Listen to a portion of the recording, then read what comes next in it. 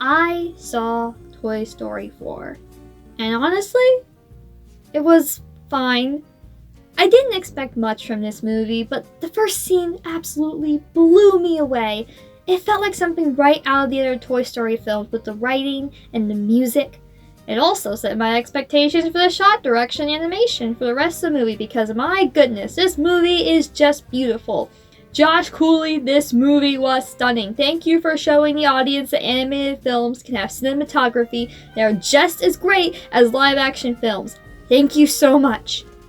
But Gracie, this video is titled The Frustration of Toy Story 4, so if you were so sold right at the beginning, then what happened? Well, let me explain. I'm currently writing a video about the philosophy of Woody, but I'm just going to sum up what I'm going to talk about in that video real quick. Woody's whole philosophy, his identity, his purpose, is to make a kid happy. Great. We see this consistently throughout the films, and this is especially emphasized in Toy Story 2, which is also the best Toy Story film, by the way, but that's a video for another day.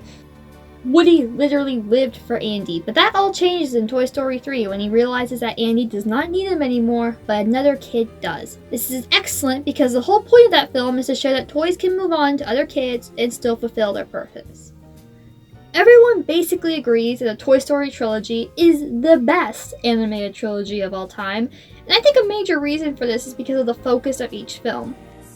Each movie expands the world in some way, but still manages to stay focused on one central theme, and this theme is acted out by the events of the film and the arcs of the characters. The first Toy Story is about Woody coming to terms that Andy is a new favorite toy, and Buzz coming to terms that he is a toy. The main theme here is the toys realizing that they both love Andy, and they both want to be there for him, as well as overcoming their animosity of each other for Andy's sake, and forming one of the most iconic friendships in all of film. Toy Story 2 is about the love a child gives a toy, and just how important that is to the toy. Woody is scared of being broken and forgotten, with Andy no longer loving him, and his fears are seemingly confirmed by Wheezy, the broken squeaky penguin. Jessie was loved by a girl, but was given away when the girl grew up. Jessie is scared to experience that love again and get given away again, and thinks that being in a museum in Japan will mean she'll never have to face that again. Stinky Pete was never loved in the first place, and is so desperate for it that he will do anything to get to Japan to be admired by kids. Toy Story 3 takes us even further by showing us what happens when a kid does not need a toy anymore, and in what other ways a toy can be played with the daycare giving basic playtime, and being handed down to another child, allowing the toys to build a lasting emotional connection to that kid. Toy Story 3 not only built on the themes of the previous films, but brought them into a satisfying end, allowing the cycle to begin anew. It was a fitting conclusion. And if you're wondering, I'm going to get back to Woody's philosophy in a minute. And then Toy Story 4 came along, took one look at the messages of the other movies, threw them into a casserole with a few new ingredients, mixed it poorly, threw it into the oven, and then burned it. Badly. The more you hate something, the more you have to cook it. Just remember that rule. Toy Story 4 doesn't know what it wants its primary theme to be. Is it about what actually makes a toy a toy? Well, for the first third of the movie, I wouldn't blame you for thinking that. Forky doesn't understand that he is a toy, and Woody has to explain it to him. It's a nice callback to Buzz from the first movie, who also didn't know he was a toy, and it's great to see how much Woody has matured as a leader and character when we see how gentle he is with Forky, in comparison to how brazen he was with Buzz. But wait, there's more! The movie also wants us to know that Woody is no longer Bonnie's favorite toy, even though she absolutely loved him in 3, and that he spends most of his days sitting in a closet. In addition, he's no longer the leader, leaving him without any purpose at all. Helping Forky with his existential crisis, however, gives him purpose and a way to help his kid. Then we're reintroduced to Bo Peep, who we learned hasn't had a kid in years, and in her first scene we're led to believe she gets her playtime by bouncing from park to park, but that's legitimately never brought up again, so you can just ignore that. Bo doesn't care that she doesn't have a kid, and she doesn't think Woody should care either. This is contrasted by Gabby, who wants Woody's voice box so she can be loved by this little girl, but the little girl doesn't love her, so you think, okay, this movie is showing us that a toy doesn't need to be loved by a kid to have a fulfilling life. I mean, Bo is perfectly happy without a kid, she's just doing her own thing. But Forky's whole point in the movie is to show that a toy's purpose is to be loved by a kid. And Gabby does get a kid in the end, so it's like, well then, what's the whole point of Bo's character? This confusion continues further with Woody's decision at the end of the film. Not only is his departure from the other toys, his dearest friends, painfully rushed, it undermines his core philosophy of loyalty to his kid. See, I told you we were going to get back to his philosophy. Yes, Woody's whole philosophy is his loyalty to his kid. We see this time and time again throughout the films. In this movie, it's like, oh, but nah, he wants to go with Bo Peep, a character we have almost no emotional attachment to. Oh yeah, this is great. Now, you could argue that he feels that he has fulfilled his purpose with Bonnie, and she no longer needs him. However, you could also say the same thing with Toy Story 3, but he was still loyal to Andy even though Andy no longer needed him. Not only that, but Woody and Bo decide to travel the carnival to help toys find their kids.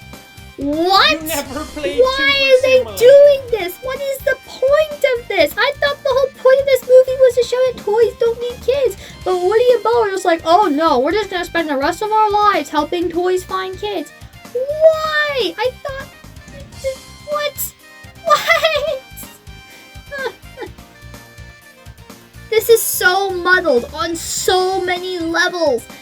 Maybe the film is trying to imply that Woody and Bo are basically retired and they don't need a kid anymore, but if this is the implication, the film doesn't clarify it enough.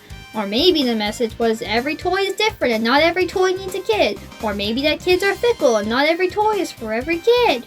I don't know what the message of this film was. There are so many themes that contradict each other and are vying for attention that I can't make heads or tails of it.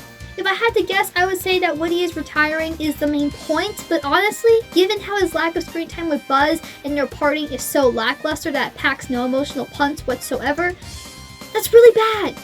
These two, as I said before in this video, form one of the most iconic friendships in all of film, and to see them split up in such a casual way is so disappointing. Like, oh god, why is Bo Peep in this movie? Like, what's her thematic purpose if it's so muddled? Make it a Buzz and Woody movie instead. Why is she here? Ugh! I don't even hate Bo Peep. I thought she was okay in the movie, but there was just no emotional bond there whatsoever.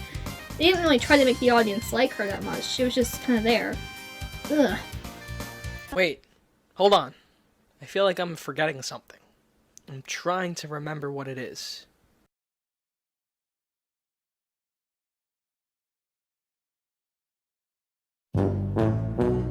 So yeah, I think 4 is the worst of the Toy Story films. If you like Toy Story 4, that's perfectly fine. There's a lot to like about this movie. The animation and cinematography is gorgeous. A lot of the new characters were super fun, with Kaboom and Forky being the two standouts for me personally, and the action sequences are incredibly exciting. This is not a bad movie. However, to me, a story's themes are important, and the confusion I feel toward this movie, I just can't ignore. Oh well. You tried, Pixar. Look, I'm sorry I made 2 videos in a row about my frustration toward 2 new movies. One film people kind of get me with, and the other, well, we'll see how this video does. I was gonna make a video about the philosophy of Woody first, but then I started writing this script right out of I was going to make a video about the philosophy of Woody first, but as I was writing this script, right after I got out of the theater from Toy Story 4, I realized I wanted to make this come out first. So, well, if you enjoyed the video, please be sure to let me know by typing it in the comments and liking and subscribing and all that stuff. You guys know what to do. Constructive criticism is greatly appreciated. I'm trying to get better with my script structure and just everything in general. So just let me know what you guys think. Check me out on Pinterest and Twitter. I am very active on Twitter. So if you like me retweeting One Piece stuff, then yeah, you get a lot of that. You get a lot of that. I don't have a life. Alright, trust me, I do not get frustrated with everything. There's so much I want to talk about on this channel, and I have a lot of positive things to say. So the next video will be positive. I promise. Anyway, thank you so much for watching this video and sitting through me ranting about this. And maybe I'm right, maybe I'm wrong. It's all subjective. Maybe I'm just a dummy. I probably am. Anyway, thank you so much. Have a great day.